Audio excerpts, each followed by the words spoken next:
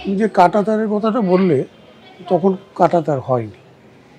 আমি ওদেশ থেকে চলে এসেছিলাম 1964 সনে আর কি। চলে আসা বলতে পালিয়ে এসেছিলাম আর কি। আমাদের পরিবারের একটা অংশ নিয়ে আমরা চলে এসেছি। সেই অংশের মধ্যে আমার ঠাকুমা ছিলেন আর আমরা 3 ভাই ছিলাম। আমরা এসে বিভিন্ন রিফিউজি ক্যাম্পগুলোতে কাটাই।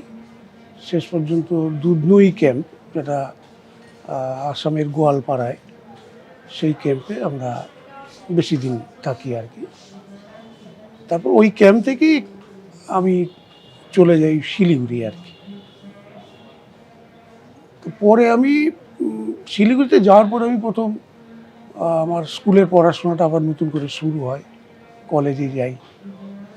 আর পরবর্তীতে যখন আমি আরেকটু বড় হই, ঘর সংসার করা শুরু করি আর কি, তারপরে এই জিনিসটা হঠাৎ করে আমার ভেতরে খুব কাজ করতে শুরু করলো যে দেশটা আমার তো ছেড়ে এসছি, ওটা আমার দেশ। তখনও দেশ সম্পর্কে অত পরিষ্কার ধারণা হয়নি, তবু আমার জন্মস্থানটার প্রতি একটা অদ্ভুত টান বোধ করা শুরু হলো আর কি। তারপরে আমি এটা অ্যাকচুয়ালি আমি যখন এসেছিলাম তখন আমার বয়স 11-12 বয়স।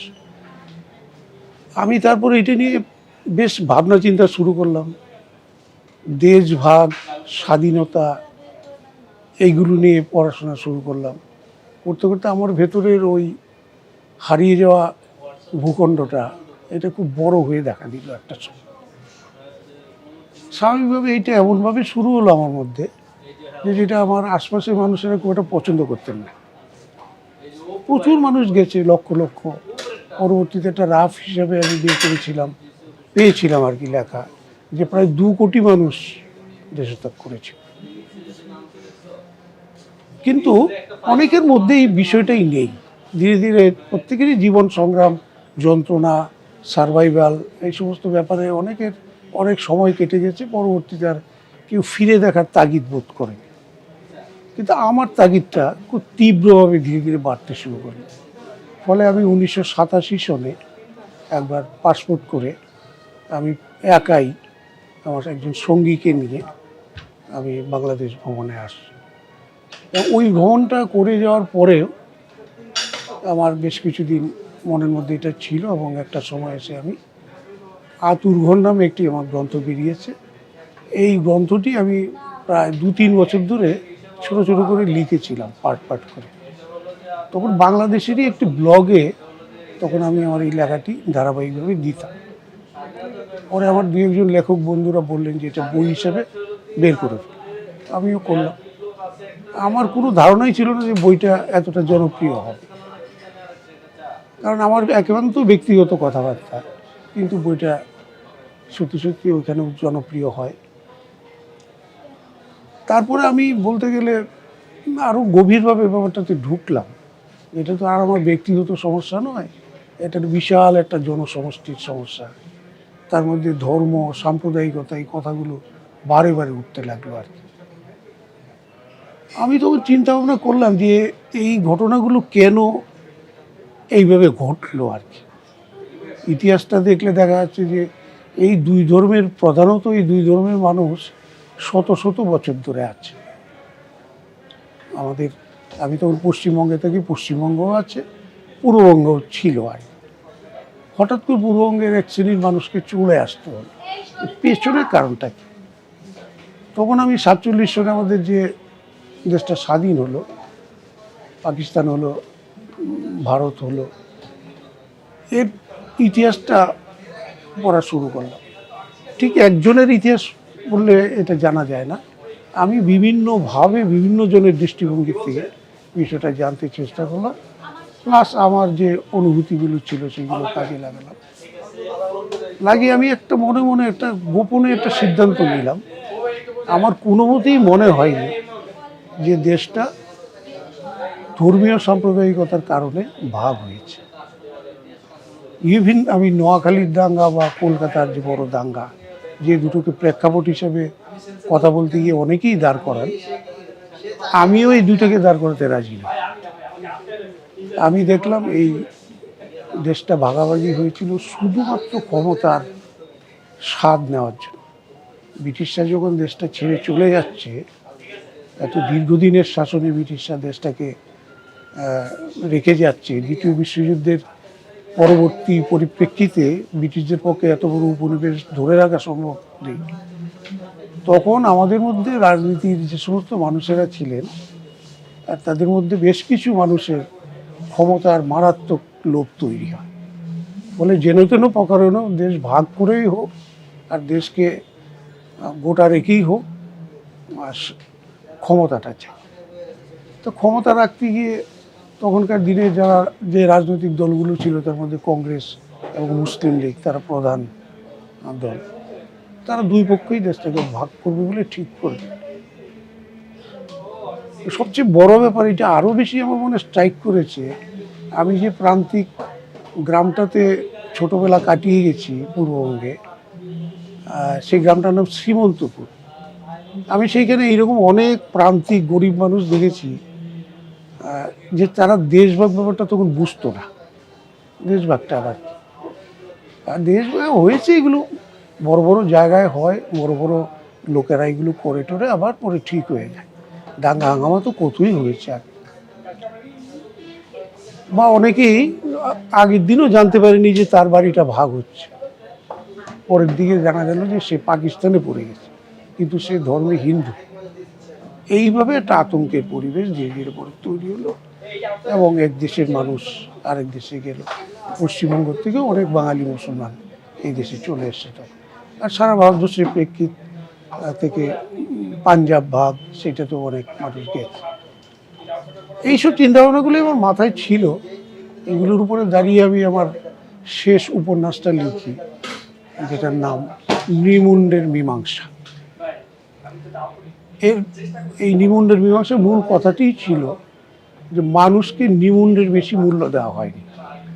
একটি নিমুন্ড যেরকম মূল্য দেওয়া হয়, আর সেই মূল্যটি দেওয়া হয়েছে।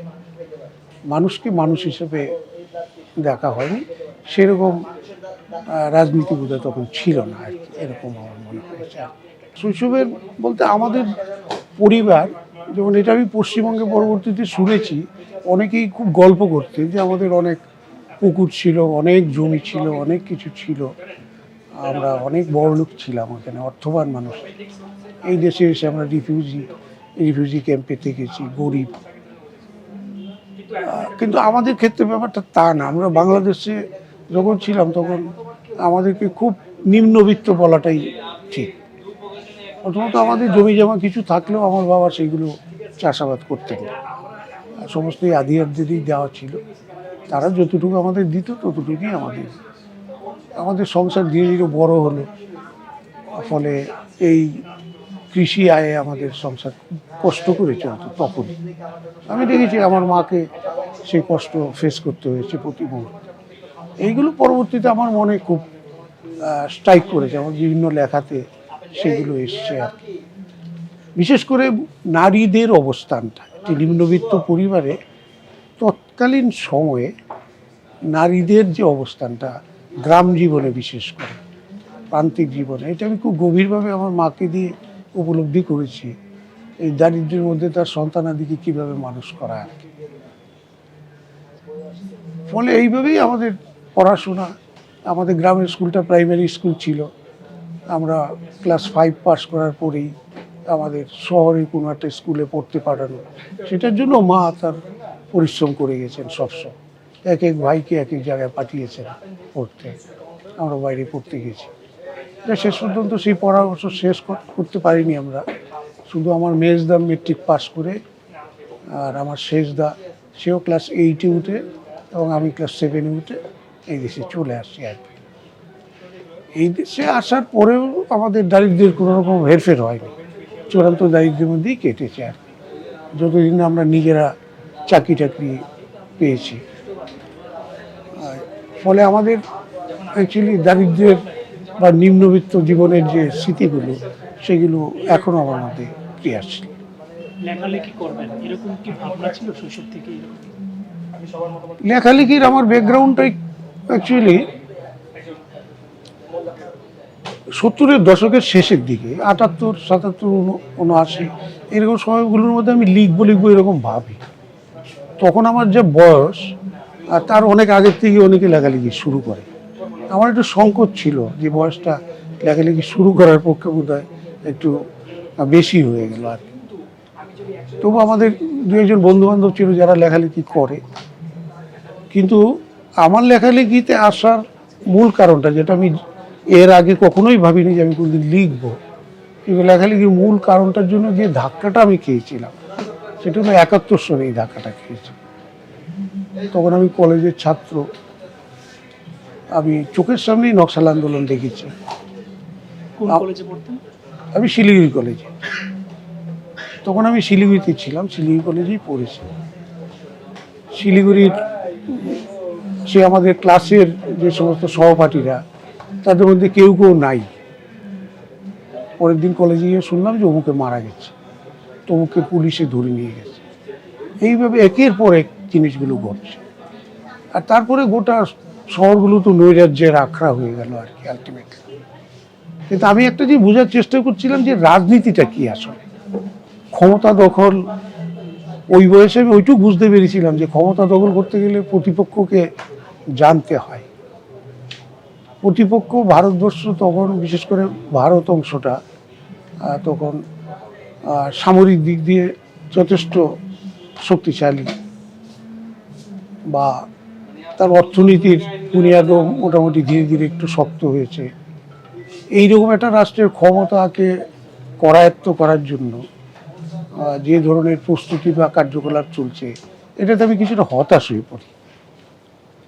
কিন্তু মজার ব্যাপার যে নকশাল আন্দোলনের যে দলিলাদি ছিল বা তাদের যে প্রোগ্রামগুলো, এইগুলো আমরা ওই সময়টা কখনো পাইনি। আমরা এমনি নীতিগতভাবে অল্প বয়স, কলেজে পড়ি, আমরা সবাই নকশালদের প্রতি খুব সহানুভূতিশীল এবং অনেক নকশাল বন্ধুদের সঙ্গে আমাদের সময়ও কাটে। কিন্তু এইগুলো সম্পর্কে আমাদের খুব পরিষ্কার ধারণা তখনও তৈরি হয়।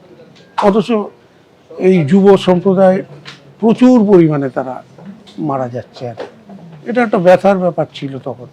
আপনি কিভাবে নকশালে সম্পৃক্ত হলেন সেই সময়টাতে? এমনিতে আমাদের কলেজ জীবনেই ব্যাপারটা, কলেজগুলো তো তখন নকশালদের মোটামুটি বড় ঘাঁটি, সেখানেই পরিচিত ক্লাসমেট বা এমনিতে পাড়ার বন্ধু বান্ধব, এইসব মিলেই জিনিসটার সঙ্গে কিছুটা ওতপ্রোততা তৈরি হলো। তবে এটা ঠিকই যে আমার তখন নকশাল, সব যুবকরাই নকশাল হিসেবে পুলিশ ধরতো আর কি। যে কোনো যুবককে কোনো কারণে যদি পুলিশের চোখে পড়তো তাহলে প্রথমেই ধরে নেওয়া হতো সে নকশাল। সেই হিসেবে আমরা প্রত্যেকেই আত্মগোপনেরই চেষ্টা করতাম।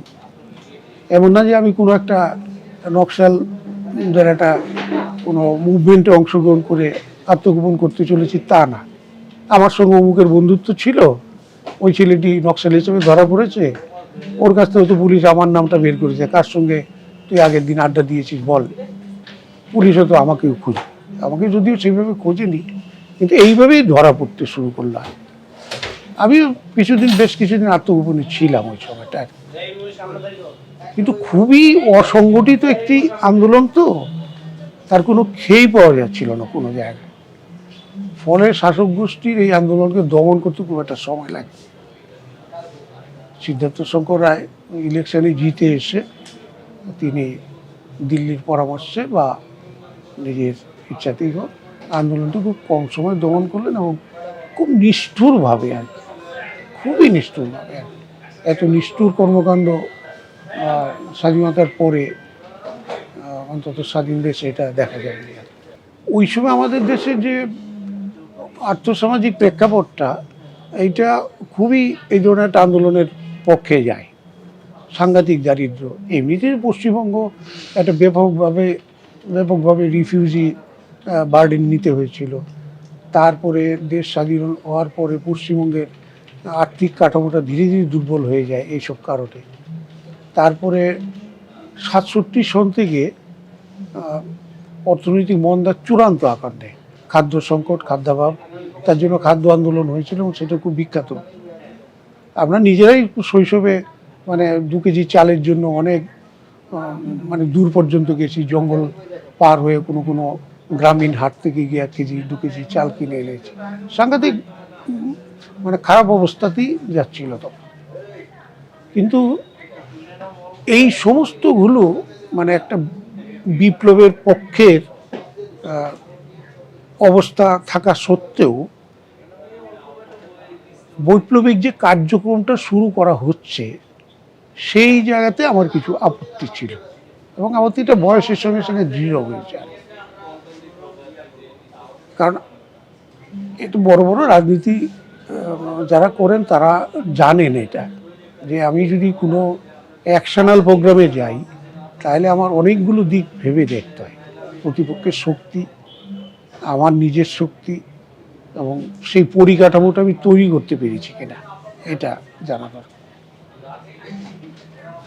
সেক্ষেত্রে আমার মনে হয় না এগুলোর সম্পর্কে যে পরিসংখ্যান বা সার্ভে যাকে বলা হয় সেটা ততখানি নিখুঁতভাবে নেওয়া হয়েছে। স্বতঃস্ফূর্ত আন্দোলন দিয়ে বিপ্লব আধুনিক যুগে এটা সম্ভব না। চায়না রেভলিউশনকে সাইড করা হতো, সবসময় দেখাতে হতো যে চায়না এইভাবে। 70-এর দশকের চায়না রেভলিউশনটা হলো মানে করে ওরা চায়না স্বাধীন হলো না 1949-এ চায়নার কন্ডিশন আর ভারতবর্ষের কন্ডিশনে কিন্তু আকাশ পাতাল পার্থক্য। ভারতবর্ষের রেগুলার সেনাবাহিনী, পুলিশ বাহিনী এগুলো সমান আছে। ভারতবর্ষের রেল ব্যবস্থা একটা বিস্তৃতভাবে ছড়ানো, রাস্তা, যোগাযোগ ব্যবস্থা, মিলিটারি শিপমেন্ট, এগুলো মানে দারুণ সুবিধাজনক জায়গা ছিল তখন পর্যন্ত আর কি।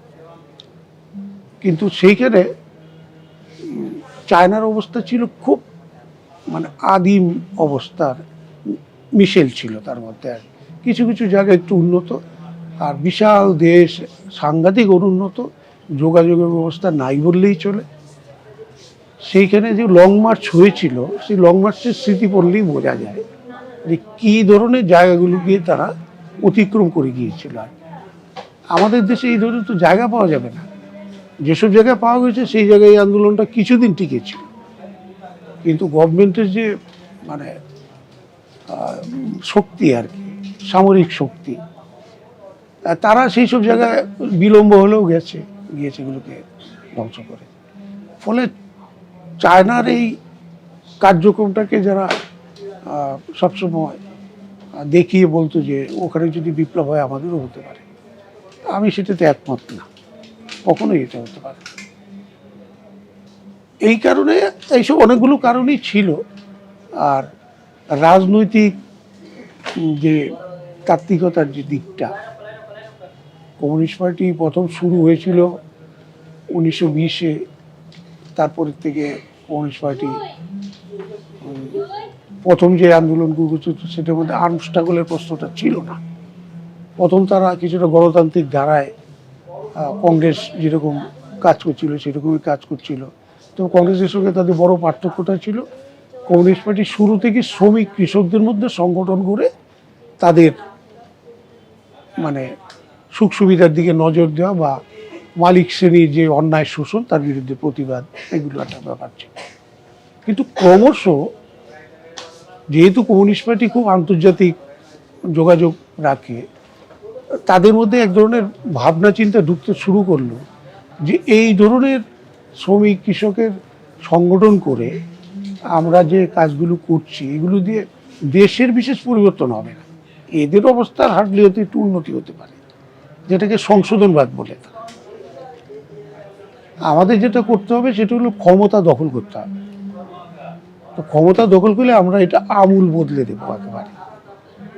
এখানে আমরা সমাজতন্ত্র কায়েম করবো আর কি। বিভিন্ন মডেল, রাশিয়া, চীন, সব মডেলগুলো কাজ করছিল। এইসব করতে গিয়ে শুরুর থেকে এই ধরনের ঘটনা হয়েছে। বিশেষ করে আমাদের অন্ধ্র শাখা এগুলো করেছে তখন আমাদের দেশে। পশ্চিমবঙ্গে তখনও সেইভাবে এটা হয়নি। তারপর পশ্চিমবঙ্গে তো পার্টিগুলো ভাগ হওয়া শুরু হলো। প্রথম সিপিআই থেকে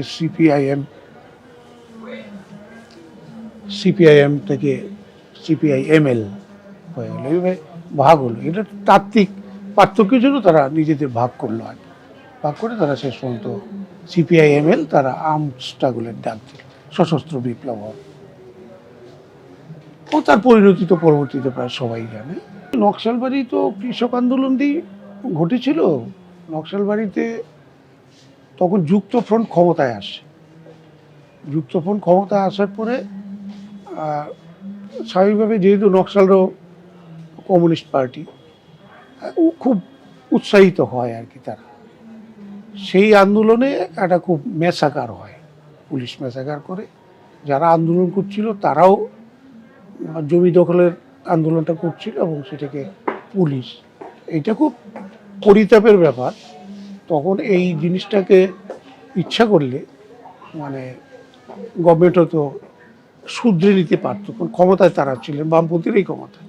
তখন অজয় মুখার্জি মুখ্যমন্ত্রী, জ্যোতিবাবু উপমুখ্যমন্ত্রী, এরকম হরেকৃষ্ণ কুমার, এই ধরনের মানুষেরা ছিলেন।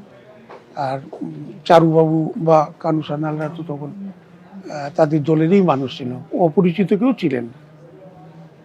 তখন এই জিনিসটাকে তারা সামলানোর চেষ্টা করতে পারতেন বলে আমার মনে হয় আর কি। কিন্তু ঘটনাটা পুলিশের মতো কাজ করতে দেওয়া হলো। পুলিশ তৎকালীন যুগে স্বাভাবিকভাবেই অর্থবানদের ক্ষমতা সুরক্ষাটা বেশি দেখে। জমিদারের জমি দখল হয়ে যাচ্ছে, খুব নৃশংসভাবে তারা কিছু মানুষ, শিশু, মহিলা, পুরুষ মেরে ফেলে আর কি। ফলে এর নিষ্ঠুরতাটাই স্ফুলিঙ্গ হয়েছিল, আর কিছু না। তাত্ত্বিকভাবে যে ওইখান থেকে বিপ্লব শুরু হয়ে গেলো, এগুলো পরে বিভিন্নভাবে লিটারেচার করা হলো আর কি, বিভিন্ন দিকে আর কি দেখানো হলো। তারপরে ব্যাপারটা ছড়িয়ে একবার আগুন লেগে গেলে যেটা হয় শুরু হয়। তারপরে এটা নিয়ে সাংঘাতিক প্রতিক্রিয়া হয়, প্রত্যেকেই উত্তেজিত, প্রত্যেকেই ভেবেছে এটা একটা তৎকালীন যে গদিতে ছিল যে সরকার, তার একটা ভুল, ব্লান্ডার একটা। তার প্রতিক্রিয়া বশত পরের যে কাজগুলো হতে শুরু করলো আর কি। তারপরে তো এরাও বেশি দিন ক্ষমতায় থাকলো না। তারপরে এগুলো তো রাষ্ট্রপতির শাসন, এটা সেটা কেন্দ্রীয় ক্ষমতা তখন অ্যাপ্লাই করা শুরু করলো। তার জন্য নকশাল আন্দোলন পশ্চিমবঙ্গের বাইরেও কিছু কিছু জায়গায় হয়েছিল, কিন্তু সার্বিকভাবে একটা রাজ্য নকশাল আন্দোলনের আওতায় চলে গেল বা নিষ্পেষণ বা নিষ্ঠুরতা যেটা সরকারের তরফ থেকে হলো, এটা যে করতে পারলো, এটা শুধুমাত্র পশ্চিমবঙ্গেই হয়েছে এটা। ফলে কে নকশাল না, এইটা তুমি পশ্চিমবঙ্গের ঘটনা ছিল না, সবাই ক্ষতিগ্রস্ত হয়েছে তখন। এর জন্য ক্ষতির কথা তো আলাদা, সেইটা যে এই 2 বছর, 2.5 বছর, 3 বছরের যে ধাক্কা, এইটা সামলে উঠতে অনেক সময় লেগেছে। তারপর আমারও লেখালেখির এই ধাক্কাটাই আমাকে লেখালেখি দিয়ে কিছু এগিয়ে দিল আর কি। হ্যাঁ, সাহিত্য করতে এসে লেখালেখি শুরু করার পরে যে বাংলা সাহিত্য পড়া ছিল বা পড়ছিলাম, তখনও বাংলা সাহিত্যের পাঠকই আমি, এখনও পাঠক। তখন আমাদের কাছে একটা লাইব্রেরি ছিল, সেখান থেকে যা সমস্ত বই পাওয়া যায় সবই এনে পড়ি, গল্প, কবিতা, উপন্যাস, প্রবন্ধ সবই পড়া। একটা জিনিস আমার ধীরে ধীরে মনে এলো, যে সাহিত্যের যে ফর্মটা চলছে আর কি, খুব ইনএক্টিভ একটা ফর্মটা মানুষকে যেন কিছুটা যন্ত্রণা ক্লিষ্ট, মানুষকে একটু আরাম দেওয়া যেন, বা মানুষ আরাম পাবে এটা ভেবে লেখা, মানুষ একটু হাসবে, মানুষ একটু অনুভূতিতে নাড়া খাবে, এই ধরনের সুখানুভূতিতে নাড়া খাবে, এই ধরনের কিছু লেখালেখি অধিকাংশই আর কি। তখনও পর্যন্ত সেই ধরনের লেখা, যে লেখাটা মানুষকে একটা জায়গায়, তার চৈতন্যের একটা জায়গা আঘাত করতে পারে বা চৈতন্যের একটা জায়গায় প্রবেশ করতে পারে, সেই রকম লেখালেখি তখনও খুব বেশি চোখে পড়ে, 2-1টি মাত্র পড়েছি। এইভাবে লেখালেখি করতে করতে আমাদের 2-3 বছর যাওয়ার পরে আমরা হাংরি জেনারেশনে কিছু বইপত্র পেলাম একজনের মারফত, হঠাৎ করে। সেই বইপত্রে তাদের লেখাপত্র পড়ে আমরা খুবই হলাম আর কি, অবাক হলাম বা বলতে পারি উদ্বুদ্ধ হলাম বলা যেতে পারে, যে আমরা যে কথাগুলো মনে মনে খুঁজছিলাম, সেই কথাগুলোর কবিতা রূপ বা সেই কথাগুলোর গদ্য রূপ সবই এর মধ্যে আছে। তা আন্দোলনটা কি, কারা করেছিল খোঁজাখুঁজি শুরু হলো আর কি। তখন থেকে বিভিন্ন জায়গায় খোঁজ করলাম, তারপরে তাদের সঙ্গে আমাদের যোগাযোগ ঘটলো এবং তারা তাদের পত্রপত্রিকা, লিফলেট, তারা যা বেরিয়েছিল, মামলা হয়েছিল, সেই মামলার কাগজপত্র, এই সমস্ত কিছু নিয়ে তখন আমরা একটু জড়িয়েই পড়লাম ওইটার সঙ্গে আর কি। ওই সময়টি আমাদের একটি কাগজ পত্রিকা আমরা করছিলাম যৌথভাবে। সেই পত্রিকাটির নাম হলো কনসেন্ট্রেশন ক্যাম্প। যেহেতু আমাদের হাতে এটা একটা, আর কনসেন্ট্রেশন ক্যাম্প একটা খুব একটা আন্দোলনমুখী কাগজ ছিল, আমরা কনসেন্ট্রেশন ক্যাম্পের সঙ্গে এইটা মানে খুব স্বাভাবিকভাবে এটা মিশে গেল আর কি। ফলে আমাদের লেখালেখি তো একটা পরিবর্তন এলো, বা হাঙ্গরিদেরও লেখালেখি আমরা ছাপতে শুরু করলাম আর কি। তো ফলে হাঙ্গরি আন্দোলন কলকাতার পরে শিলিগুড়িতে হচ্ছে আর কি, এরকম একটা ব্যাপার হলো আর কি। যেহেতু শিলিগুড়িতে আমরা একদল ছেলে কাজটা করছিলাম, এমনিতে ব্যক্তিগতভাবে অনেকেই হাঙ্গরি লেখালেখি পছন্দ করতেন বা ওদের পত্রিকায় লিখতেন, সেরকম হয়তো অন্য জায়গায় ছিল, কিন্তু আমরা এক দল আর কি, মোটামুটি 5-7 জন ছেলে মিলে এরকমভাবে লিখতে শুরু করলাম। এই পত্রিকাটি আমাদের চলেছিল প্রায় 2 দশক ধরে আর কি। আর পত্রিকা তো না, ওইটা পত্রিকাটা বেরোতো, কিন্তু আমরা লেখালেখি নিয়ে হাঙ্গরি বা হাঙ্গরির বাইরের লেখালেখি নিয়ে আমাদের ব্যাপক একটা চর্চার জায়গা ছিল আর কি। এই চর্চাটা এত বেশি করেছিলাম আমরা তখন যে অন্যরা অনেকেই দেখলে ভাবতো যে লেখালেখি করবে না, তর্ক করে যাচ্ছে শুধু। ঘটনাটা কি, তা আমার তো আজকে এসে মনে হয় যে এটা তর্কটা আমাদের খুব কাজে লেগেছে। আমাদের চোখগুলো খুলছিল তখন আর কি, খুলে গিয়েছিল। সেই হিসেবে হাঙ্গরি লেখালেখির সঙ্গে যুক্ত হওয়া, এমনিতে আমরা হাঙ্গরি আন্দোলনকারী, যেটা 60-এর দশকে হয়েছিল, আন্দোলনকারীদের মধ্যে আমরা কেউ না। আমরা পরবর্তীতে হাঙ্গরি লেখালেখির দর্শনটাকে আমরা নিজের মতো করে নিয়েছিলাম। কেন লিখি এটা বলা খুব মুশকিল একটা কথায়। তবে প্রতিষ্ঠানের বিরুদ্ধে কথা বলার ছোটবেলার থেকে তো পরে বড় হয়ে বুঝতে পেরেছি, বিভিন্ন প্রতিষ্ঠানগুলোই তো জীবন একদম মানে নরকের পর্যায়ে নিয়ে চলে গিয়েছে। তা না হলেও গারো পাহাড় ডিঙিয়ে অল্প বয়সে পায়ে হেঁটে সীমান্ত অতিক্রম করা রাতের পাহাড়ে, এও তো একটা প্রতিষ্ঠানেরই কাজ ছিল, ষড়যন্ত্র ছিল। পরবর্তীতে প্রতিটি মুহূর্তে যখন খাদ্যাভাব তীব্র, তখন হয়তো একবেলা ছোলা সিদ্ধ খেয়ে দিন কাটাতে হয়েছে, এও প্রতিষ্ঠানেরই একটা হাত। এবং সাহিত্য তো এইগুলোর বিরোধিতা করেনি কখন, সাহিত্য এগুলো বিরোধিতা করে কিছু লেখা হয়নি তখন। সাহিত্য খুঁজে দেখতে চাইছে না এগুলো কোথার থেকে উৎপত্তি হচ্ছে। ফলে যে সাহিত্য প্রতিষ্ঠান মানে উপহার দিচ্ছে মানুষকে, সেই সাহিত্যে তো এই কথাগুলো নেই। সেই সাহিত্যে সুন্দর প্রেম আছে, মেট্রোর নিচে দাঁড়িয়ে প্রেমিক প্রেমিকা অপেক্ষা করছে, হ্যাঁ, এই ধরনের মানে তুমি তো জানোই, তুমি নিজেও সাহিত্যের মানুষ জানো। ফলে এইগুলোর দিকে একেবারেই নজরটা যায়নি কখন। আর তাছাড়া এমন নয় যে নকশাল আন্দোলন শেষ হলো, আমরা লেখালেখি শুরু করলাম আর এইদিকে জীবন খুব সুখে চলতে থাকলো। Not that. প্রতিটি জীবনের ঘাত প্রতিঘাত আমাদের গায়ে এসে লাগতে শুরু করলো তখন। আমরা তো নিম্নবিত্ত জায়গার থেকে খুব বেশি উঠে আসতে পারিনি আমরা। ফলে প্রতি মুহূর্তে আমাকে এই জায়গাগুলো দিত, প্রতিষ্ঠানকে চিনতে আমাকে বইপত্র পড়ে প্রতিষ্ঠান চিনতে হয়তো। প্রতিষ্ঠানকে আমি খুব ছোটোবেলার থেকে চিনেছি, আমার সচেতন হওয়ার পরে আমার ভাবনার সঙ্গে এগুলো মিলে গেছে এক। আর প্রতিষ্ঠানে এইসব প্রতিষ্ঠানের কাগজে 1-2টা লেখা বেরোলো, আমি কিছু টাকা পেলাম, একটু নাম দাম হলো, এইটাকে আমি খুব একটা গুরুত্বপূর্ণ তখনও মনে করিনি, এখনও করি না। আমি এইরকম এর বাইরের অনেক লেখকের লেখা পড়েছি, জগদীশ গুপ্ত পড়েছি, বা এরকম অনেক লেখকদের পড়েছি আর কি, অনেকেই ছিলেন। বিশেষ করে আমাদের ওই দিকের কুচবিহারের অমিয়ভূষণ মজুমদার, অরুণেশ ঘোষ, এদের তো আমাদের, ওনারা তো তখনও জীবিত, পড়েছি তাদের লেখা। তারা কোনোদিন প্রতিষ্ঠানের দিকে তাকিয়েও দেখেননি। আর কলকাতা তো পশ্চিমবঙ্গের বাংলা সাহিত্যের বলতে গেলে পীঠস্থান আর কি। কলকাতার বাইরে বাংলা সাহিত্য কতটা হয় এটা নিয়ে অনেকেরই সন্দেহ আছে আর কি। কিন্তু অমিভূষণ বলেছিল, অমিভূষণ সারা জীবন কলকাতার দিকে পিঠ ফিরিয়েছিলেন আর কি। উনি শুধু পুরস্কার, একবার একাডেমি পুরস্কার পেয়ে নিতে এসেছিলেন। বড় কাগজে ওনার লেখা সেভাবে বেরোয়নি কখন, লিটল ম্যাগাজিনেই লিখেছে। এবং লিটল ম্যাগাজিনের কনসেপ্টটা যে মূল কনসেপ্টে যে প্রতিষ্ঠান বিরোধী এটা আমরা বলতে শুরু করেছিলাম হাঙ্গরিদের অবস্থাটা দেখে আর কি। তারপর তো অনেক প্রতিষ্ঠান বিরোধী লিটল ম্যাগাজিন বেরোলো, কাগজ বেরোলো। সুবিমল মিশ্র একজন প্রতিষ্ঠান বিরোধী হিসেবে প্রতিষ্ঠা পেলেন বলতে গেলে। তাই এই ব্যাপারগুলো চললো। আমাদের আর ওই দিকে যাওয়া নেই। আমাদের বন্ধু বান্ধবের মধ্যে কেউ কেউ পরে প্রতিষ্ঠানের কাগজে লিখেছেন, অনেক বেশি নামটাম হয়েছে তাদের, কিন্তু আমার এই স্প্রিয়াটা জন্মায়নি কোনো। যে অল্প কয়েকজন আমার লেখালেখির সঙ্গে পরিচিত তারা সেই জিনিসটা খোঁজেও না বোধ আমার লেখা। এই মুহূর্তে কি লিখছেন? এই মুহূর্তে খুব রিসেন্ট এমন কিছু লেখা হচ্ছে না, কিছু কবিতা লিখেছি।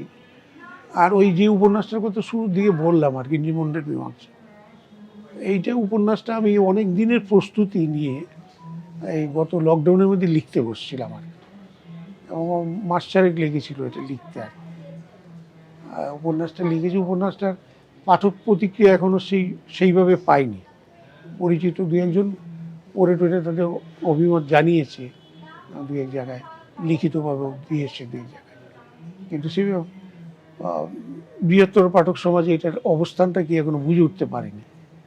কারণ উপন্যাসটাতে আমি কোনো ধরনের আপোষের রাস্তায় হাঁটিনি কোনো জায়গায়। আমি যেটা বললাম যে দেশভাগ, তার মধ্যে হিন্দু মুসলমানের সাম্প্রদায়িকতা, এই যে কথাগুলো, আমি এই কথাগুলোকে ওখানে অস্বীকার করেছি। দেশভাগ ক্ষমতার জন্য করা হয়েছে। বাঙালির যে সর্বনাশ করেছে, কয়েক দশক এই সর্বনাশ বাঙালির ভুগতে হবে বাঙালি। এটা খুব বড় প্রেক্ষাপটের প্রশ্ন তুমি করে ফেলেছো, এটা অনেকটাই কথা বলতে হয় আর কি। এইখান থেকে পশ্চিমবঙ্গের থেকে মানুষেরা প্রতিক্রিয়াবশত এসছেন, মুসলিম মানুষেরা যারা এসেছেন অনেকটা প্রতিক্রিয়াবশত। এটা খুব ভালো দেওয়া আছে আগুন পাখিতে, হাসান হাদিসুল। এই যে ফ্যামিলির মানুষগুলো যে এসছেন, তাদের কেউ চাকরি করতে, এমনি যে তখনকার 47 একটা অপশান দেওয়া হয়েছিল সরকারি চাকরিজীবীদের, যে তুমি পূর্ববঙ্গে যাবে, তখনও পূর্ববঙ্গের নামই বলা হতো, পূর্ববঙ্গ যাবে নাকি পশ্চিমবঙ্গে থাকবে। তখন স্বাভাবিকভাবেই মুসলিম ধর্মের যারা মানুষ তারা পূর্ববঙ্গ অনেকেই অপ্ট করেছেন, আর পূর্ববঙ্গে যে সমস্ত হিন্দু কর্মচারী ছিল তারা পশ্চিমবঙ্গ অপ্ট করেছে। এইটা একটা ব্যাপার। কিন্তু তারপরে যেভাবে পূর্ববঙ্গ থেকে দলে দলে কোনো মাসে 20,000, কোনো মাসে 50,000, কোনো মানে সময় হয়তো লাখ হয়ে গেছে স্রোত, এইভাবে পশ্চিমবঙ্গ থেকে আসে। পশ্চিমবঙ্গ থেকে মুসলিম মানুষ এসছেন, হয়তো টুকরো দাঙ্গা হয়েছে কোনো জায়গায়, অসহযোগিতার মধ্যে কোনো জায়গায় পড়েছেন, বা আতঙ্ক ছড়ানো হয়েছে, তাদের হয়তো এই দিকে আসলে সুবিধা হবে, কেউ চলে এসছেন আর কি। যেটা এই দিকের মানুষের সেই সুবিধাটা ছিল না, প্রাণটুকু বাঁচানোর জন্য তারা চলে গেছেন আর কি। তারপরে এমনি কলকাতার দাঙ্গার কারণে যে সমস্ত মানুষ ভীত হয়েছিলেন আর কি, তারা প্রচুর পরিমাণে তখন এসছেন আর কি। তুমি শুনলে অবাক হবে যে নেহেরু লিয়াকত চুক্তি হয়েছিল সম্ভবত 50-এর দশকের শুরুর দিকে, আমার ঠিক যেটি তারিখটা মনে নেই। এই নেহেরু লিয়াকত চুক্তিতে একটা পয়েন্ট ছিল, সেটা হলো এই যে গোলমাল, গোলমাল দুই দিকেই হচ্ছে, কম আর বেশি, এইগুলোতে যারা ডিসপ্লেসড হয়েছে, মানে স্থানচ্যুত হয়েছে, এইবার রায়েটগুলো শান্ত হবে, গভর্নমেন্ট ইনিশিয়েটিভ নেবে রায়েটগুলো শান্ত করার, এইবার দুই দিকের মানুষ যার যার বাড়িতে আবার ফিরে আসবে। এইটাকে মনিটর করতে হবে স্ব গভর্নমেন্টকে। পূর্ববঙ্গে যারা ছিলেন ক্ষমতায় তারা এটাকে সিকিউর করবেন, যেন হিন্দুরা ওই দেশ থেকে ফিরে এসে ঠিকমতো বসবাস করতে পারে। বাড়ি যদি দখল হয়ে থাকে বাড়ি মুক্ত করবে, বা জমি যদি বেহাত হয়ে থাকে জমি তাকে ফিরিয়ে দেবে, এগুলো করবে। পশ্চিমবঙ্গ তাই করবে। কিন্তু ঘটনাচক্রে দেখা গেল যেসব পূর্ববঙ্গের মানুষ ওই পারে গিয়েছিলেন তারা কেউ ফিরলেন না। একার জন্য তো দু একটা ব্যতিক্রম থাকতে পারে, ফিরলেনই না কেউ। অনেক প্রচার করা হয়েছিল তখন যে সব ঠিক হয়ে গেছে, না তোমরা যাও, 1955 পরে একটু বেশ শান্ত পরিস্থিতি অনেক দিন ছিল, 64 দাঙ্গার আগে পর্যন্ত আর কি। তখন একটা শান্ত পরিস্থিতি, তখন একজন মানুষও ফিরলেন না ওখান থেকে। কিন্তু এইখানে যারা এসেছিলেন তাদের একটা বড় অংশ ফিরে গেছে, এবং যারা ফিরে গেছেন তাদেরকে তাদের দখল হওয়া ঘরবাড়ি, বেহাত হওয়া জমি সমস্ত ফিরিয়ে দিয়েছে। এই তথ্যগুলোই পেয়েছিলাম হিরণময় বন্দ্যোপাধ্যায় বলে একজন তখনকার দিনের সচিব, এই পুনর্বাসন সচিব হিসেবে কাজ করছিলেন।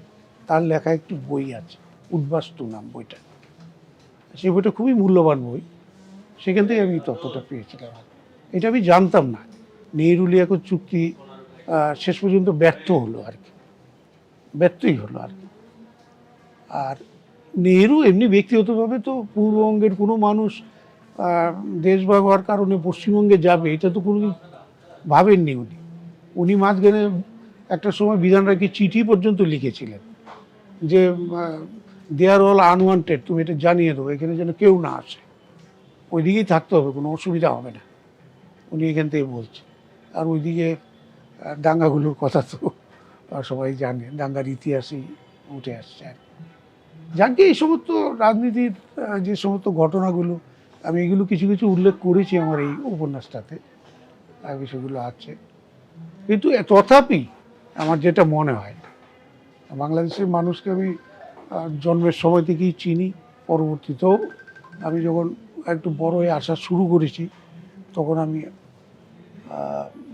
দেখছি, মানুষের সঙ্গে কথা বলছি, দেখছি। আমার এইটা মনে হয় না যে একটা দেশের মানুষকে এতটা ঘৃণা করে যে তাকে থাকতে দেবে না। ঝগড়া বিবাদ মানুষের মধ্যে হতে পারে, কিন্তু তাকে বাড়ির থেকে উচ্ছেদ করা, কিন্তু সত্যি সত্যি তখন উচ্ছেদটা হয়েছে।